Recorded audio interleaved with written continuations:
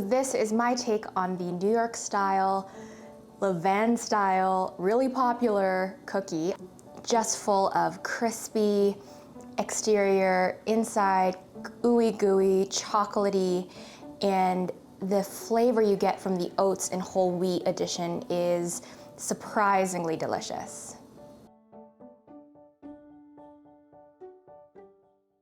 Hi, my name is Janelle and you're watching Everyday Jane, where I make videos on simple living with a focus on homemade delicious food, including baked treats, which brings me to today's recipe, which is what I'm calling jumbo cookies. And this is a New York Levain style cookie. It is mile high, gooey on the inside, crispy on the outside, and I can't wait to show you my take on it. So I'm going to start by measuring out the dry ingredients into a separate bowl. 260 grams of whole wheat flour, as well as 200 grams of regular all-purpose flour. Make sure to clear your scale before you put in the next ingredient. The other ingredient that I'm going to add to my dry ingredient bowl is oats, 1 cup. Next, we're going to add a bit of salt. I'm going to add some baking powder, 2 teaspoons, as well as some baking soda, a half a teaspoon. So next up, we're gonna put some cold butter into our stand mixer here. This is 1 cup of cold butter cubed. And I'm just going to let this go in the stand mixer just for maybe about 15 seconds, not till it's creamed. We still want it to be in chunks. I just want to break it up a little bit.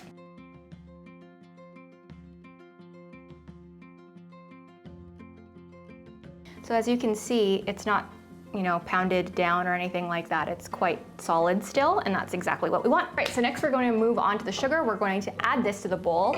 We're not going to cream it, however. So what I'm going to use is 2 sugars, 2 flours, 2 sugars. We'll use half a cup of packed brown sugar. I've got light brown sugar here, but I think dark brown sugar would probably be even better. So go ahead and use whatever brown sugar you have on hand. And half a cup of white sugar as well. My husband said, AKA the cameraman, said egg time. And that's what most people would say because that's what typically goes into cookies next, but we're actually going to be putting the dry ingredients in. It's kind of like what you would expect from a scone or something with that kind of a texture. So the dry ingredients are gonna go in next. So the ingredients are pretty standard of a chocolate chip cookie, but it's all about the technique that makes this cookie what it is. So I'm going to put in the dry ingredients next, and I'm gonna dump it all in instead of do it little by little. But I'm gonna make sure to put the mixer on low right away. This doesn't look very easy, does it? You're never not gonna have a huge mess when you do this. Let's just be real here. Okay, last little bit, shake, shake, shake. So we're gonna put this on low and hope for the best. Aha, no cloud, fantastic. This is the texture we're looking for. It's almost crumbly, sandy. It's a bit of a mess, really, but that's exactly what we're looking for at this stage. We're going to make sure we stir in the chocolate, which is the piece de resistance of these cookies, of course, of any cookies, if we're gonna be honest.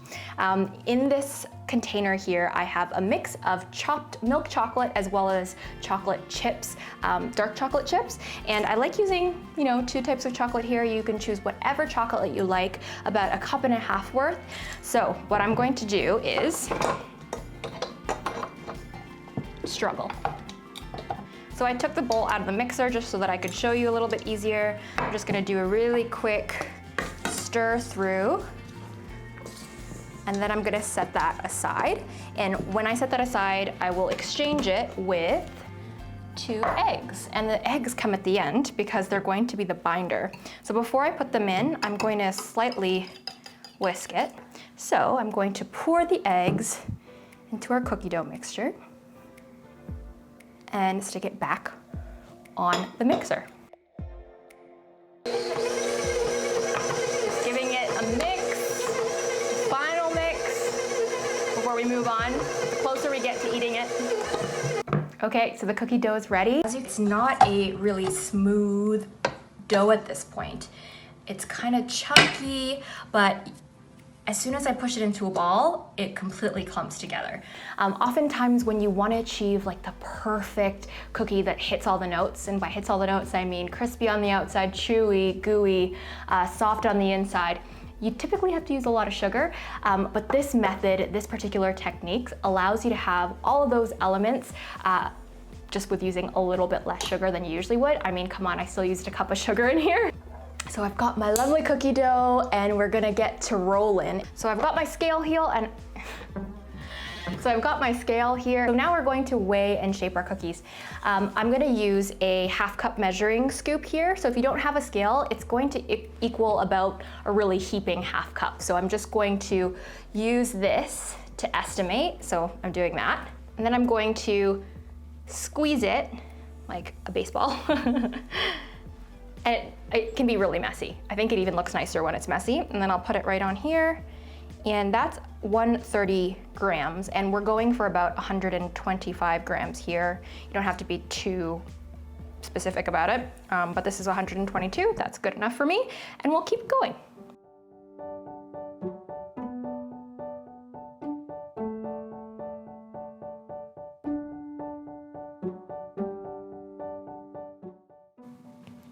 Thanks, love. How are your arms? Your arms doing all right? Hurry up. Almost there. Save some for me just for eating. Okay. Nope. I need to show the people that all that butter makes a good amount of cookies.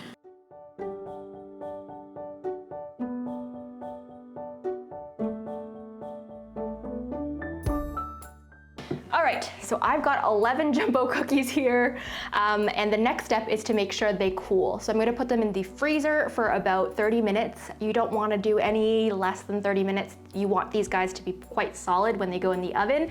That way you'll get that nice and gooey center. And once 30 minutes has elapsed, I'll come back and we'll bake these.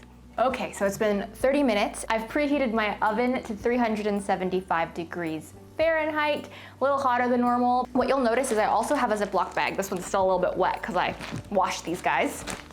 Reuse your Ziploc bags, folks. And I'm going to put a few in the freezer because the best part about these cookies is that they freeze so well. You can take them right out of the freezer. I wait about 15 minutes before tossing them in the oven, and they're amazing, freshly baked. You can have them another time this week or one every day for the rest of the week, whatever you'd like to do. For today, I'll bake 4 so that my cameraman, AKA husband, gets some cookies. So I'm gonna put the rest in the freezer bag. And I'm going to spread these guys on the baking sheet and put them right in the oven, and then we'll have cookies. Oh, they'll be in the oven for about 17 to 20 minutes. Just keep an eye on them. You're looking for them to be a beautiful golden brown.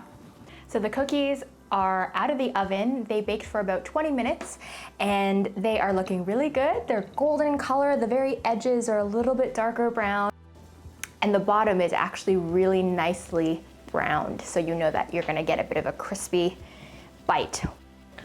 I know that this recipe only yields about 11 to 12 cookies, but really they're so filling, just one. I think that's all you really need for these jumbo cookies.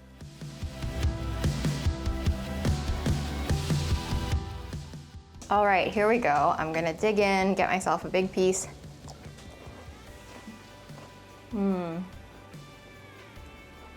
So satisfying. I love the addition of oats in there. I know that's weird to be pointing out when you're eating cookies, but I love the addition of oats. It gives it it like amps up that whole wheat flavor, but it doesn't overpower the cookie. It's just like a nice light backdrop. It adds to that chewy texture. My dog really would like some cookies as well. You can hear him whining, but it's just so good. And I love the milk chocolate in here as well. It's perfectly sweet. Like, you don't need any more sugar than this, but you get all the benefits of that beautiful texture where the inside is just almost molten and the outside is still crispy. So it's a hit here in our household, and I really hope that you try it as well. Until next time, bye.